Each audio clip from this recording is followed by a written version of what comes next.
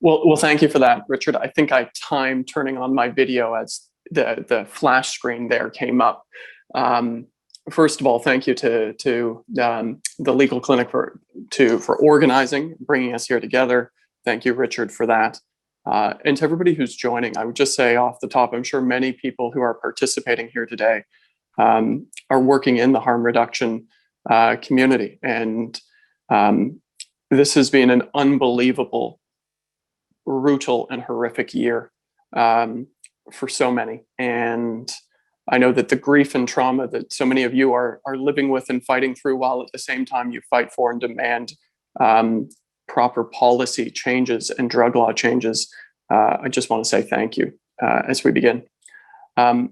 Listen, decriminalization, which is what I want to talk about, will come in our country. I think Canadians are ready for decriminalization. I think Canadians are ready for a public health approach.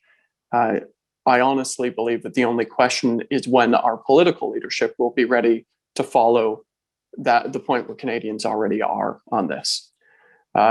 Perhaps I'll begin just a little bit in the context of Toronto and then specifically around decrim. Many of you joining here today will know better than I already that Toronto, like so many cities and parts of our country,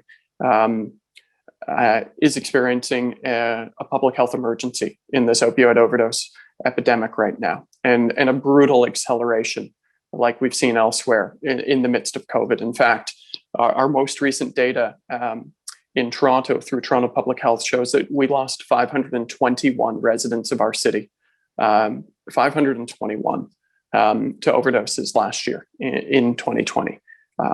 It's just a horrific number that is hard to comprehend. At the City of Toronto, we in 2017 endorsed our overdose action plan, which was demanded and driven by and informed by the community, and it spoke to many of the issues and initiatives that many of us are familiar with, whether that's drug checking pilots that are underway, the expansion of supervised consumption sites, safer supply, demands for safer supply that we finally in the city in the last year have seen funded through partnerships with the federal government, both for community and Toronto Public Health. And I will tell you, more recently on the overdose front, the long overdue work to embed harm reduction and supervised consumption services in our shelter system. I will tell you, none of this is enough in the face of this pandemic, this epidemic that we're dealing with. And while nobody wants, as an elected official as I am, when it comes to something like the overdose crisis, nobody wants governments endlessly pointing the fingers at each other. They just want us to get together and implement a comprehensive approach. That's what our residents deserve. But I can't have this conversation without noting that the work that's underway in our city, as insufficient in the magnitude of this crisis as it must be, it's all being done without adequate support from a provincial government in Ontario.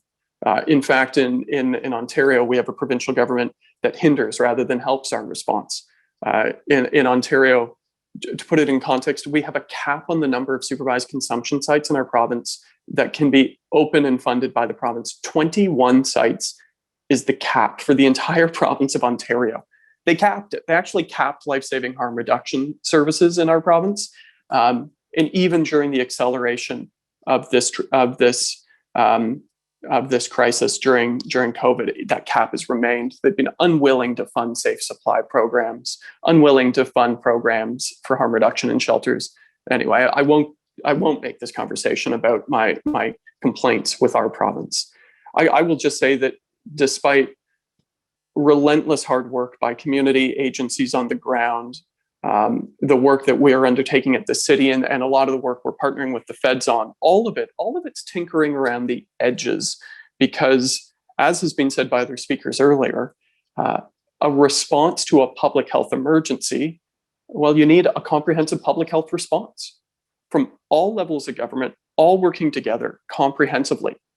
And anything other than that won't be sufficient, and isn't. We're seeing that in real time right now. You can mitigate harm, but you can't end harm unless you have a comprehensive intergovernmental response. And I think, the experience with COVID has kind of shown that when governments come together to treat a crisis like a public health crisis, that you can save lives. And I think many of us would acknowledge that if this opioid overdose crisis was about anything other than drugs, I think governments would have come together. Political leadership would have come together. But the stigma associated with drugs continues to impact the policy. So let's turn to decrim. Richard said off the top that drug use is a health issue. It's not a criminal issue. Full stop. So let's start from that premise.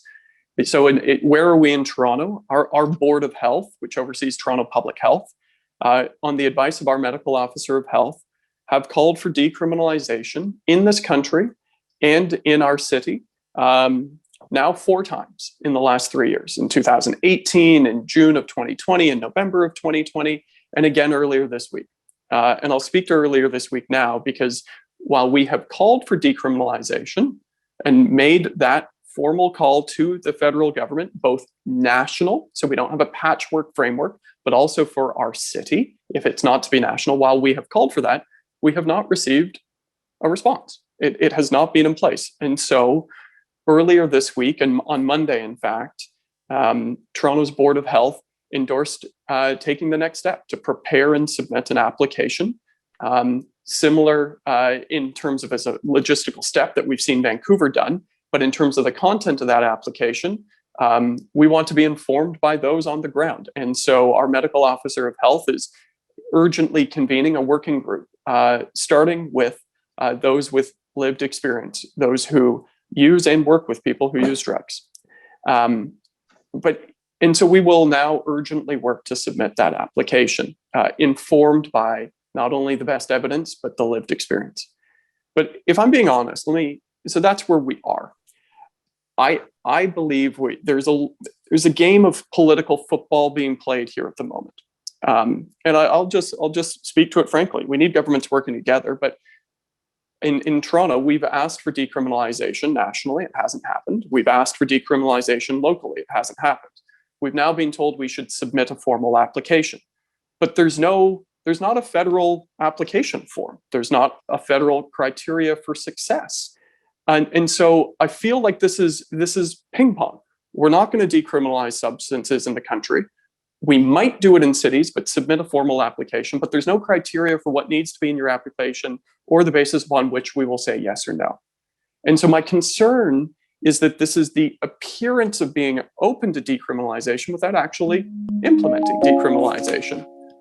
And so our next steps, I believe, collectively, and that is the kindest, gentlest gong ring I've ever had. We will, in the City of Toronto, work to submit that application without delay. But I believe all of our role, given the circumstance we're in, is to push hard for decrim continually, because I believe decrim will come. It is long overdue, but it won't happen because of the political fear of decrim if we don't collectively, every Board of Health, every city, every province, every organization, everybody who's involved, if we don't push, it won't happen because people are afraid to act. So let's demand action. Thank you.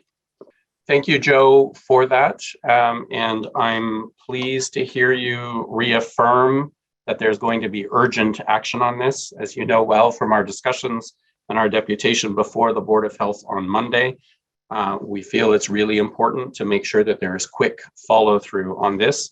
And I note also your remarks about learning from the experience from Vancouver. And I think the cautions that have been sounded, including by Caitlin, and that will come up in some subsequent discussions are really important. And I hope that Toronto will indeed get this right and get it right quickly with the expert input of people who use drugs on what the parameters of this need to look like.